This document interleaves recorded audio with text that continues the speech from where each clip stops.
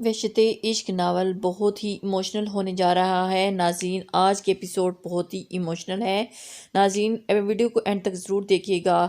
جی تو چلتے ہیں ایپیسوڈ نمبر 11 کی طرف۔ مگر وہ ہوش و حرص سے بیگانہ پھوٹ پھوٹ کے رو رہی تھی۔ شزرا سنبھالو خود کو، اٹھو یہاں سے۔ برہان اس کے قریب آ کر کہا اور ہاتھ پکڑ کر اسے اٹھایا۔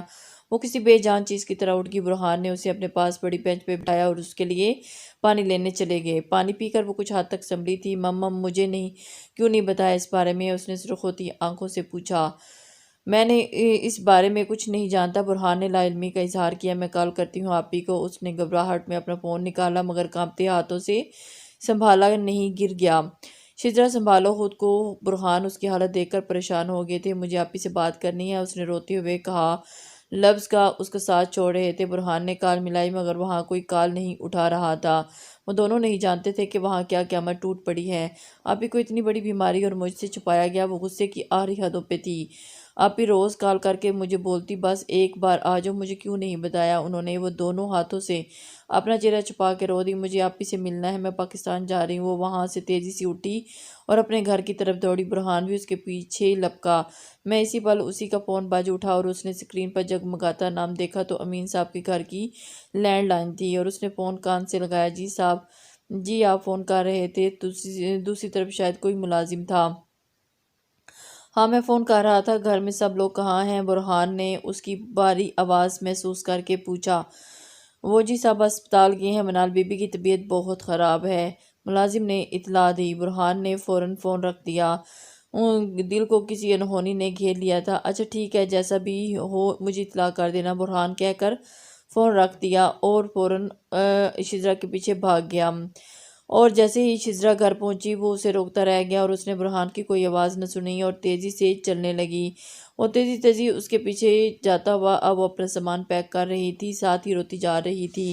برہان سامنے بیٹھا ہمدردی سے اسے دیکھ رہا تھا۔ شزرا آرام سے پیک کرو، 1 گھنٹے بعد کی فلائٹ ہے، برہان نے اس کی گھبراہٹ نوٹ کر کے کہا مگر کچھ سوچ سمجھ نہیں رہی تھی۔ اگلے 1 گھنٹے کے بعد وہ سڈنی کے ایئرپورٹ پہ موجود تھی۔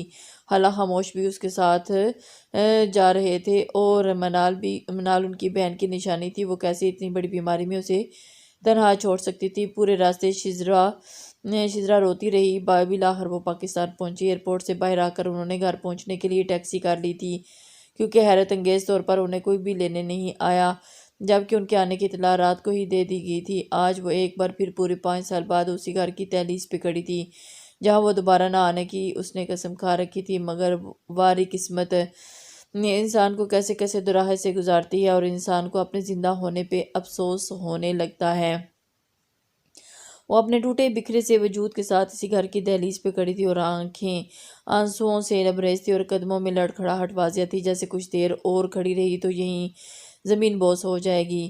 اس نے سر اٹھا کر اس سفید محل کو دیکھا جو دن کی روشنی میں پورے آب و تاب کے ساتھ چمک رہا تھا اور اس کے حلق میں ایک بار پھر آنسوؤں کا گولا سا اٹکا اور اس کا دل کیا وہ یہیں سے بھاگ جائے، وہ کہیں دور، بہت دور، جہاں زندگی کی تلخیاں اس کے پیچھے نہ آ سکیں۔ مگر وہ جاتی بھی تو کہاں جاتی؟ اس کا اندر جانا ضروری تھا۔ اگر آج وہ اندر نہ جاتی تو پوری زندگی خود سے نظریں نہیں ملا سکتی تھی۔ وہ لرزتے قدموں سے آگے بڑھی اور آہنی دروازے کو کانپتے ہاتھوں سے پیچھے دھکیلا اور دروازہ بنا آواز کے کھلتا چلا گیا۔ سامنے ہی حال لوگوں میں بڑا پڑا تھا، اجنبی نظروں میں سب کی نظریں دیکھتی ہوئی آگے بڑھی۔ قدم 100 من کے ہو رہے تھے۔ حال میں ایک کونے میں رونے اور بین کرنے کی آوازیں آ رہی تھی اور اس نے وہاں نگاہ دوڑائی اور کرب سے آنکھیں میچ لی۔ دل تھا کہ تکلیف سے پھٹ جا رہا تھا اور اس نے نظر کفن میں لپٹے بے جان وجود پہ پڑی تو اسے اپنے اندر سناٹا سا اترتا محسوس ہوا۔ اب اس کے اندر سے بہت ہمت ختم ہو چکی تھی۔ وہ وہیں زمین پر بیٹھی چلی گئی اور پھوٹ پھوٹ کے رو دی۔ کتنا بڑا زخم دے گئی تھی یہ زندگی! اپنوں کی موت انسانوں کو توڑ کے رکھ دیتی ہے مگر اسے تو ایسا توڑا کہ وہ کرچی کرچی بکھر گئی اور اب اسے سمیٹنا آسان نہیں تھا۔ منال کفن میں لپٹی اس کے سامنے تھی اور اس کے چہرے پہ کفن ہٹا ہوا تھا۔ رشتہ دار عورتیں آخری دیدار کرنے کے لیے جمع تھیں۔ وہ ایک بے یقینی سی آنکھیں پھاڑے دل پہ خراش منظر دیکھ رہی تھی۔ اسے لگا کہ اس کے قدموں تلے زمین نکل چکی ہے یا پھر آسمان اس کے سر پہ گر گیا ہے۔ اس کے اندر شور بڑھتا جا رہا تھا مگر باہر بالکل سناٹا تھا۔ منال اسے چھوڑ کے جا چکی تھی اور ہر طرف بے یقینی کی دھند تھی اور اس دھند میں اب اسے اپنا آپ کھوتا ہوا محسوس ہوا۔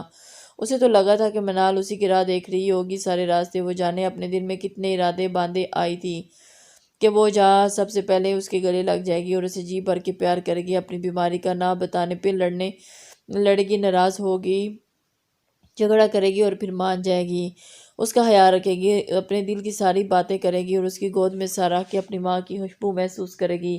مگر یہ کیا وہ تو اسے چھوڑ کے چلے گی، اسے پلٹ کے بھی نہ دیکھا اور نہ اس کا انتظار کیا، وہ اسے تہہ دامن کر گئی اور کچھ نہ کر سکی اور اپنا دل پھٹتا ہوا محسوس ہوا۔ اسے لگا کہ باہر کامتا سورج اس کے سر پہ آ گیا ہے، جو اس کا پورا وجود جل کے بھسم ہو جائے گا۔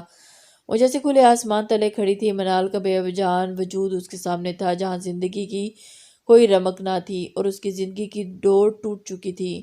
دلاور صاحب، امین صاحب اور آذر منال کا جستحاکی لینے اندر آئے تو منال کی میت کے پاس شجرا کو کھڑے دیکھ کر ٹھٹک گئے۔ دائی امی اور دادو تو خود ادموئی ہوئی، وہ بھی حیرت سے شجرا کو دیکھ کے کھڑی ہو گئیں۔ کسی کو یقین نہ تھا کہ شجرا ان کے سامنے کھڑی ہے، سب ساکت تھے۔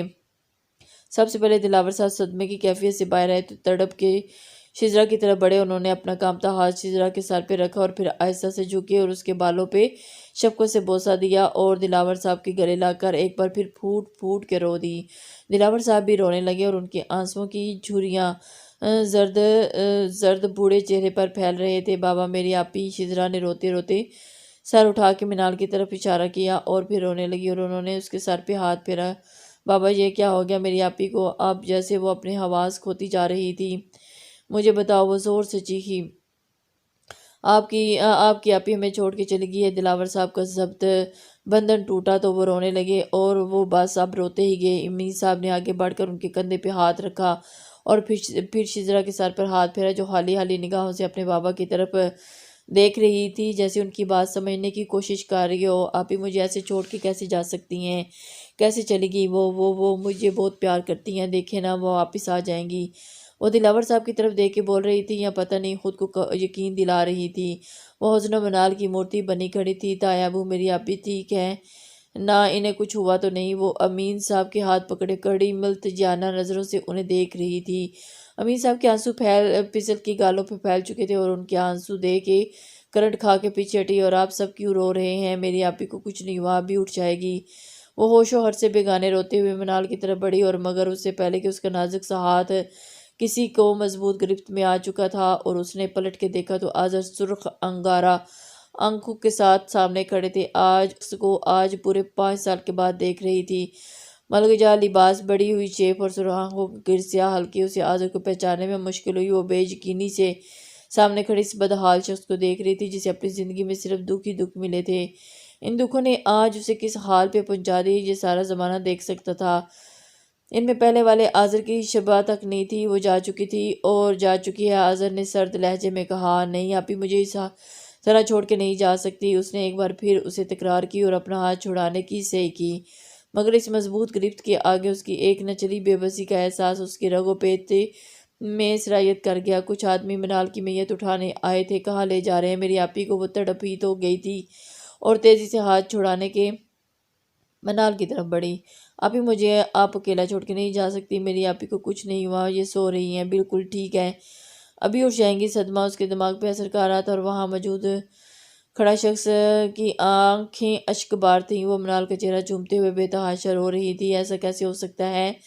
تائی امی نے آگے بڑھ کر اسے گلے لگایا اور وہ قسمت کے ستم پر چلنی ہو گئی تھی۔ اس کی روح، اس کا وجود سب پل میں خالی ہو گیا تھا۔ آذر، باقی لوگ اب منال کی میت اٹھا رہے تھے۔ کہاں لے جا رہے ہیں آپی کو؟ وہ ہذیانی انداز میں چلائی اور تڑپ کے آگے بڑھی، مگر دلاور صاحب نے اسے پکڑ لیا۔ چھوڑیں بابا مجھے، میری آپی کو لے جا رہے ہیں، روکیں انہیں میری آپی کو۔ وہ ان کے بازوؤں میں چلتی ہوئی ان کے سامنے ہاتھ جوڑ رہی تھی اور پھر اگلے ہی پل وہ بے ہوش ہو کے ان کے بازوؤں میں جھول گئی۔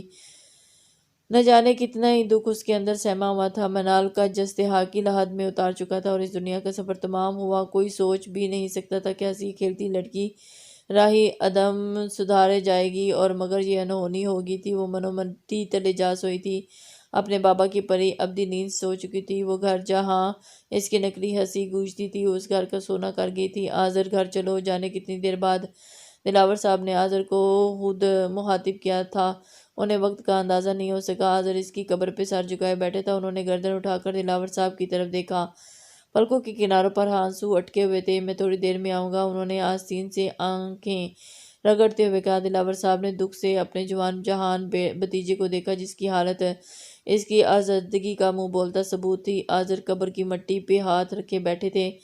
سنبھالو خود کو، دلاور نے ان کے کندھوں پر ہاتھ رکھتے ہوئے کہا۔ بولتے بولتے ان کی آواز بھی بھر گئی۔ آذر اٹھ کے ان کے گلے لگ گیا اور گلے لگ کے خوب رویا اور اپنے دل کی ساری بڑھاس نکالی۔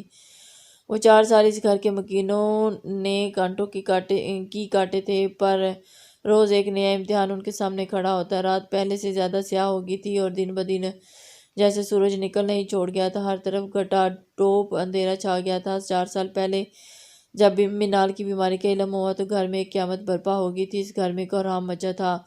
اس اچانک افتاد پہ تو سب کے ہاتھ پھولے پڑے تھے۔ منال سختی کی کیفیت میں کھری بیٹھی تھی اور اس نے سوچا بھی نہیں تھا زندگی کبھی یہ موڑ بھی لے گی۔ وہ تو بہت خوش تھی نا اپنی زندگی میں، تو یہ سب کیسے ہوا؟ اس نے سوچنے سمجھنے کی تمام صلاحیتیں سلب ہو گئی تھیں۔ اس کی نظریں اپنے ہاتھ میں پکڑی رپورٹس پہ جمی تھی۔ آذر اور منال کچھ دیر پہلے ہی ڈاکٹر کے یہاں سے لوٹے تھے۔ ڈاکٹر کے روح فرسا انکشاف کے بعد سب کی زبانیں کنگ رہ گئی تھیں۔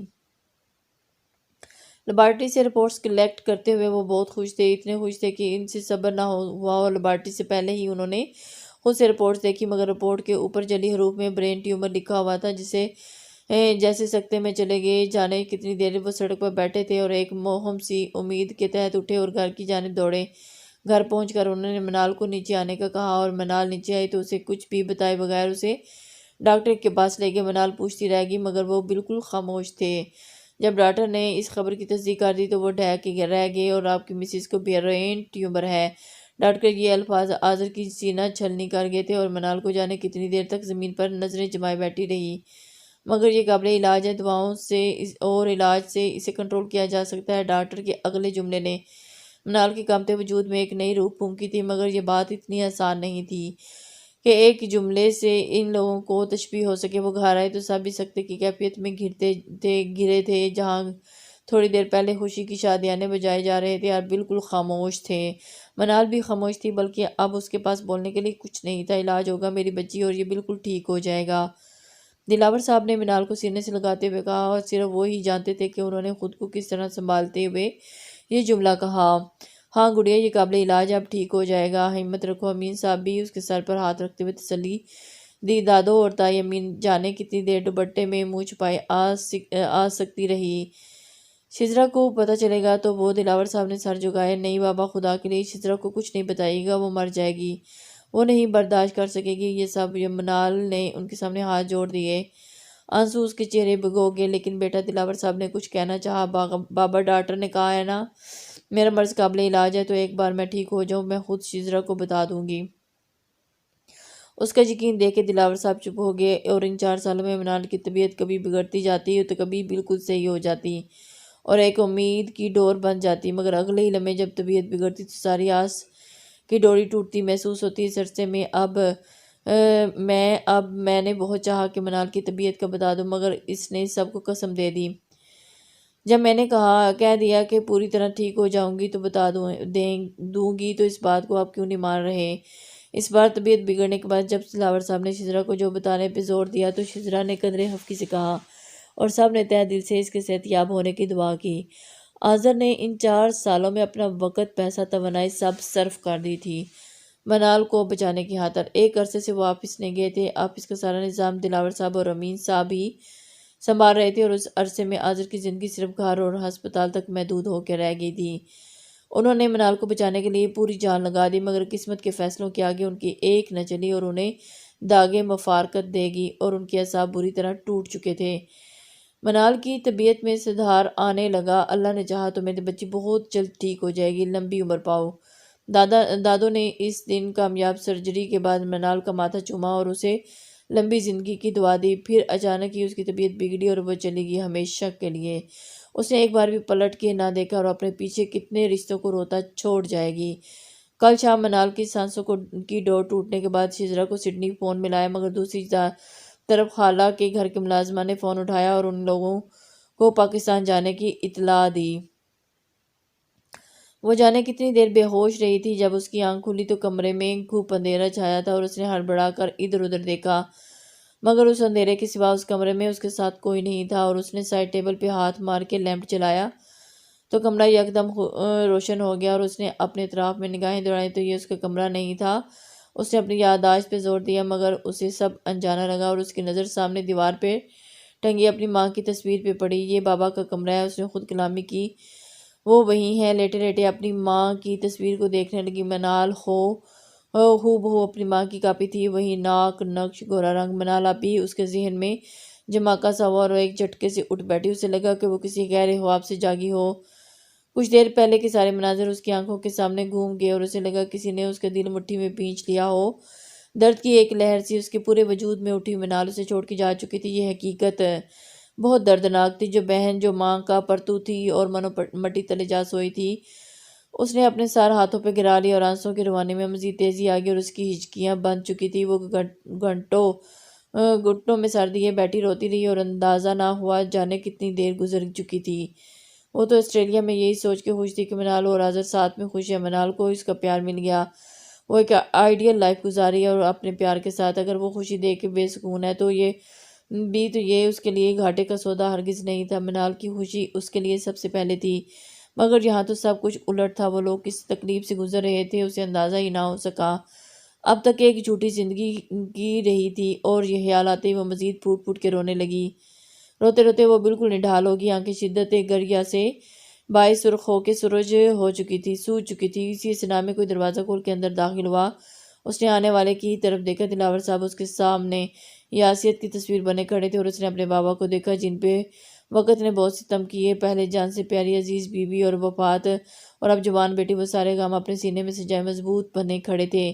وہ چند قدم اٹھا کے اس کے پاس پہنچے اور برابر میں بیٹھ کے شجرا خاموش بیٹھی رہی اور ان کی طرف نہ دیکھا۔ وہ سر جھکائے رو رہے تھے۔ پلیز بابا نہیں روئیں۔ شجرا نے تڑپ کے ان کی طرف دیکھا اور ان کا جھریوں بھرا چہرہ ہاتھوں میں لے کے ان کے آنسو پونچھے انہوں نے اسے سینے سے لگا لیا۔ جانے کتنی دیر دونوں کا مشترکہ غم سوگ مناتے رہے۔ مجھے کیوں نہیں بتایا گیا، کیوں مجھے لا علم رکھا گیا؟ شجرا نے ان کے سینے سے لگے بھیگی آواز میں پوچھا۔ رونے کے باعث اس کی آواز بھاری ہوگی۔ منال نہیں چاہتی تھی وہ تمہیں پریشان کرے۔ بابا کے اس کے بالوں میں ہاتھ پھیرتے ہوئے دھیمے لہجے میں کہا، آپ تو مجھے بتا سکتے تھے نا بابا۔ اس نے ایک شکوہ کناہ نظر ان کے ڈالی۔ میں نے بہت کوشش کی تھی مگر اس نے بتانے نہیں دیا۔ اور انہوں نے آنسوں سے تر لہجے میں کہا، کیا گناہ کیا تھا میں نے جو مجھے اتنی بڑی بات سے بے خبر رکھا گیا؟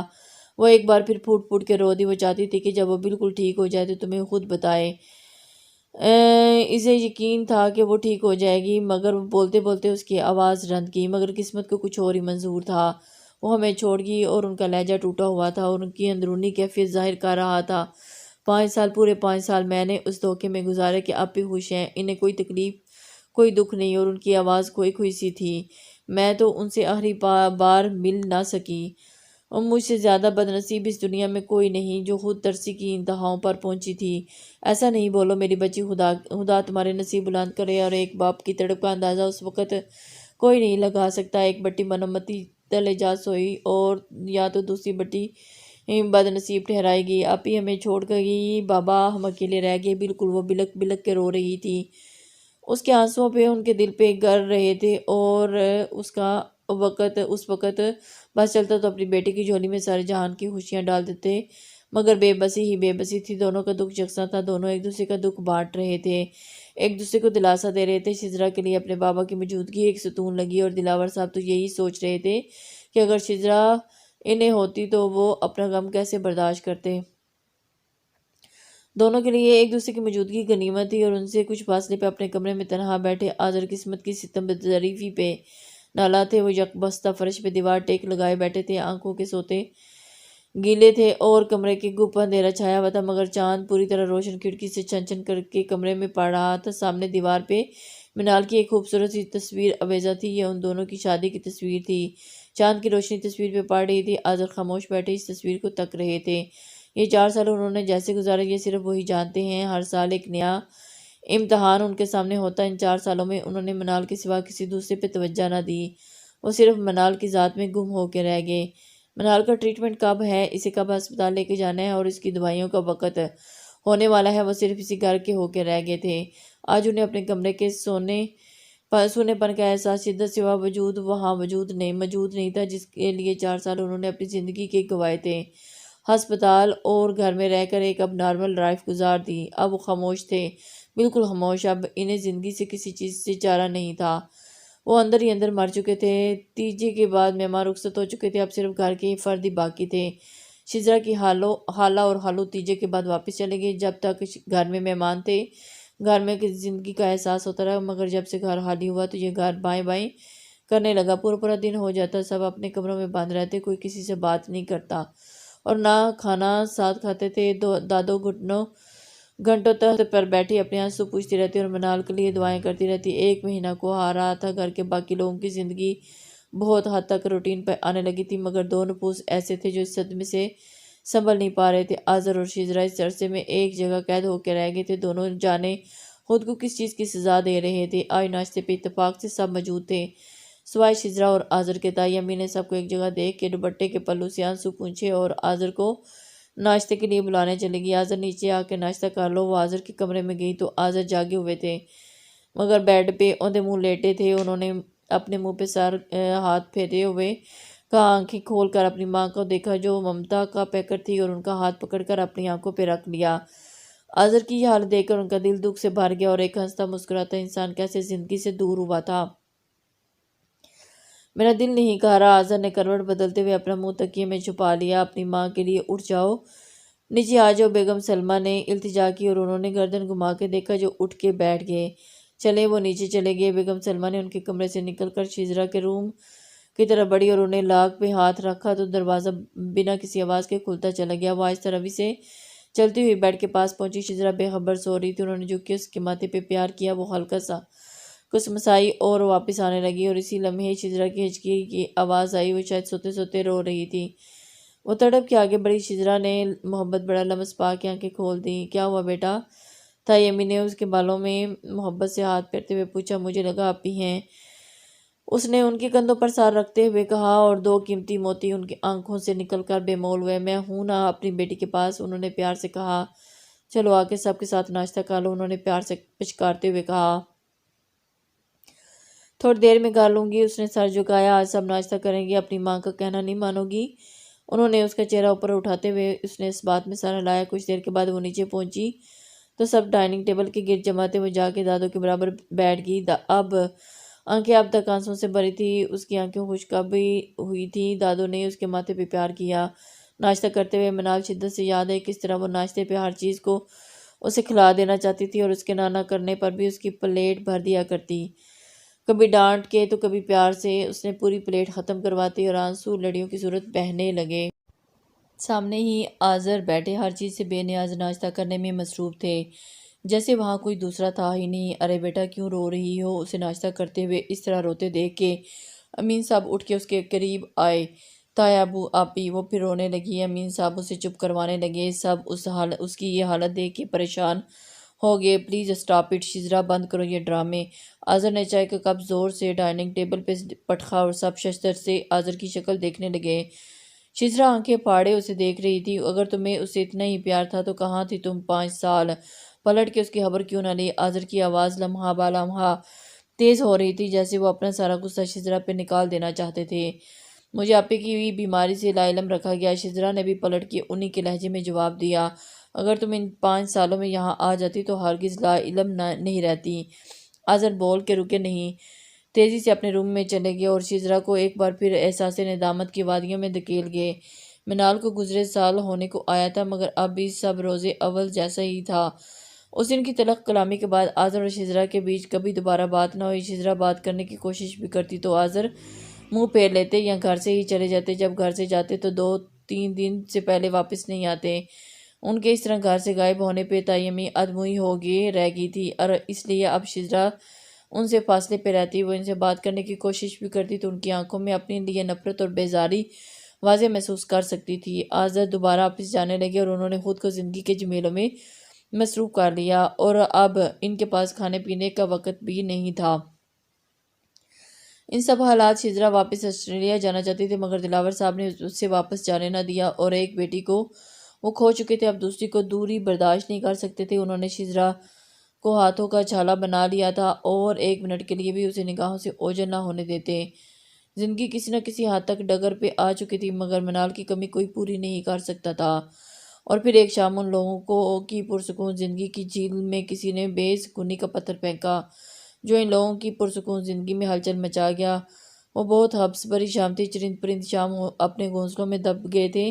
ایک بے چینی سی تھی جو اس شام میں تھی۔ شجرا معمول کے مطابق سر شام ہی اپنے کمرے میں بند ہو چکی تھی اور کچھ دیر کے بعد اس کمرے کا دروازہ بجا تو اس دروازہ کھولا تو سامنے ہی تایمی کھڑی تھی۔ جی تایمی، شجرا نے ناسمجھی سے انہیں دیکھا کیونکہ اس وقت وہ کبھی بھی اس کے روم میں نہیں آتی تھی۔ بیٹا، کچھ مہمان آئے ہیں گھر میں، تم اپنا حلیہ درست کر کے نیچے آ جاؤ۔ تایمی نے اسے پیار سے کہا اور واپس چلے گئی اور اس نے اس بات میں سر ہلا دیا۔ وہ واپس آئینے کے سامنے کھڑی ہوئی اور آئینے میں ایک بار خود کو دیکھا۔ ہلکے گلابی رنگ کی قمیض شلوار میں دوپٹہ کندھوں پہ ڈالے اور گھنے بالوں کی چوٹی کمر پہ جھول رہی تھی۔ چہرے پر میک اپ سے بالکل بے نیاز تھا۔ وہ دوپٹہ شانوں پہ طے کرتی ہوئی نیچے ڈرائنگ روم میں گئی۔ وہ ڈرائنگ روم میں داخل ہوئی تو کچھ وہاں اجنبی چہرے تھے۔ سب کو سلام کرتی ہوئی جا کے دادوں کے برابر میں بیٹھ گئی۔ اس نے ایک نظر تایا ابو کے برابر بیٹھے آذر پہ ڈالی جو حیرت انگیز طور پر وہاں موجود تھے، جو نہ صرف وہاں موجود تھے بلکہ آنے والے مہمانوں سے باتیں بھی کر رہے تھے۔ یہ میری پوتی ہے شجرا، دلاور کی بیٹی۔ دادوں نے اس کا تعارف آنے والے مہمانوں سے کروایا۔ بہت پیاری بچی ہے۔ آنے والی مہمان خاتون نے اس کی تعریف کی۔ یہ مسز حاقان ہے، حاقان ملک کی وائف۔ دادوں نے ان کے بارے میں بتایا جو ہونٹوں پہ مسکراہٹ سجائے شجرا کا تنقیدی نگاہوں سے جائزہ لینے میں مصروف تھی۔ شجرا نے مسکرا کے گردن ہلا دی۔ کیسی ہو بیٹا؟ اب حاقان ملک بھی اس کی طرف متوجہ تھے اور ان کے برابر میں بیٹھا نوجوان بھی اب شجرا کی طرف متوجہ تھا۔ ٹھیک ہوں انکل۔ شجرا نے سب کا یوں اس کی طرف متوجہ ہونا عجیب سا لگا۔ مسز حاقان کے برابر بیٹھی دو کم عمر لڑکیاں بھی اسے غور سے دیکھ رہی تھی جو غالباً انہی کی بیٹیاں تھیں، اور ان کے برابر میں بیٹھا وہ خوش شکل لڑکا بھی گاہے بگاہے ایک آدھ نظر شجرا پہ ڈال لیتا۔ شجرا کو اپنے دماغ میں خطرے کی گھنٹی بجتی محسوس ہوئی اور وہاں سے غائب ہونا چاہتی تھی۔ سامنے کانچ کے میز پر پرتکلف ناشتہ دھرا تھا۔ سب کے ہاتھوں میں چائے کی پیالیاں تھیں۔ وہ سر جھکائے بیٹھی قالین کے رنگین دھاگوں میں الجھ رہی تھی۔ سلمیٰ باجی، ہمیں آپ کی بیٹی بہت پسند ہے۔ ہماری طرف سے تو ہاں ہے۔ آپ لوگ اچھے سے سوچ لیں، اگر آپ لوگوں کا جواب ہاں میں ہوگا تو ہمیں بہت خوشی ہوگی۔ ہم منگنی کی رسم جلد از جلد رکھنا چاہیں گے۔ مسز حقان نے چائے کا خالی کپ کانچ کی میز پر رکھتے ہوئے تیمی کو مخاطب کیا۔ شجرا کے قریب چھوٹا سا دھماکہ ہوا۔ اس نے بے ساختہ نظریں اٹھا کر سامنے بیٹھی خاتون کو دیکھا جو تیمی کی طرف متوجہ تھی، اور بے اختیار آذر کی طرف دیکھا جو اس معاملے میں بے نیاز اپنے موبائل کی طرف متوجہ تھے، اور اس کے چہرے پہ کسی قسم کا تاثر نہیں تھا۔ اس کی نظروں پہ بے اختیاری دلاور صاحب پہ چھپی نہ رہ سکی اور اس نے اپنا دل کانوں تک دھڑکتا ہوا محسوس کیا۔ کیا شجرا آج بھی اس کے لیے آگے وہ کچھ نہ سوچ سکی، اور اس کی آنکھوں کے سامنے 5 سال پہلے کا وہ منظر لہرایا جس کی وجہ سے ان کی بیٹی ان سے اتنے دور اچانک ہی ان کے ماتھے پہ پسینے نمودار ہوئے۔ انہوں نے بھی آذر کو دیکھا جو اس معاملے سے لاتعلق بیٹھے تھے۔ شجرا کے دل میں چھن سے کچھ ٹوٹا تھا اور اس نے وہاں بیٹھنا محال ہو گیا، مگر ایسے وہاں سے اٹھ کے جا نہیں سکتی تھی تو خود پہ ضبط کیے وہیں بیٹھی رہی۔ اب مسز حقان اٹھ کے اس کے ہاتھ پہ پیسے رکھ رہی تھی۔ وہ بس ٹکر ٹکر کے ان کے چہرے دیکھتی رہی اور پسلیاں توڑ کے آنے کو بےتاب تھا۔ وہ لوگ اٹھ کے جا چکے تھے۔ شجرا وہاں پہ اب بھی وہیں بے بنی بیٹھی رہی۔ سب لوگ اس رشتے کے بارے میں اظہار خیال کر رہے تھے۔ آذر، تمہیں کیسا لگا رشتہ؟ شجرا کے کانوں سے اپنے بابا کی آواز ٹکرائی جو آذر اس رشتے کے بارے میں پوچھ رہے تھے۔ دلاور صاحب نے جانے کس انجانی امید کے تحت آذر سے یہ سوال کیا۔ جی، آذر نے کچھ چونک کر ان کی طرف دیکھا۔ ارے بیٹا، تم تیمور کے ساتھ کام کر چکی ہو، تمہیں کیسا لگتا ہے تیمور؟ اس بار تایا ابو نے آذر سے سوال کیا۔ جی اچھا ہے، کافی اچھی عادت ہے تیمور کی، ہر لحاظ سے اچھا ہے یہ رشتہ، آذر نے بے تاثر لہجے میں جواب دیا۔ شجرا کو لگا کسی نے اس کے سر پر لاوا انڈیل دیا۔ وہ سر سے پیر تک اندیکھی آگ میں جلنے لگی۔ بس تو دلاور، ہمیں رشتہ ہاں کر دینی چاہیے، تایا ابو نے اسے اپنے چھوٹے بھائی کو مخاطب کرتے ہوئے کہا۔ تم کیا کہتے ہو آذر؟ تایا ابو بھی جانے کیوں بار بار آذر سے پوچھ رہے تھے۔ جی بالکل ہاں کر دیں، بہت اچھی فیملی ہے، آذر نے رسان سے جواب دیا۔ آپ کون ہوتے ہیں میری زندگی کا فیصلہ کرنے والے؟ اور پھر شجرا نے خود کو بولتے سنا تھا مگر اسے اپنی آواز ہی اجنبی محسوس ہوئی، اور اس کی بات پر آذر پہلی بار سر اٹھا کر اس کی طرف دیکھا مگر آنکھوں میں سرد مہری تھی۔ واضح تھی، میں نے کوئی فیصلہ نہیں کیا۔ آذر نے سپاٹ لہجے میں اس کی طرف دیکھے بغیر ہی جواب دیا اور وہاں سے اٹھ کے جانے لگے۔ بابا آپ سن لیں، مجھے یہ شادی نہیں کرنی، آپ انکار کریں ان لوگوں کو۔ شجرا اب دلاور صاحب کی طرف پلٹی جو حیرت سے شجرا کا یہ رویہ دیکھ رہے تھے۔ کیوں نہیں کرنی شادی؟ آذر نے آذر کے بڑھتے قدم تھمے تھے اور اب وہ شزرا کے مقابل کھڑے تھے۔ شزرا نے سر اٹھا کے انہیں دیکھا، جن کے چہرے پہ سرد مہری تھی اور ان کے تاثر حالی تھے۔ پل میں ہی شزرا کی آنکھوں کی پیالے بھرے تھے۔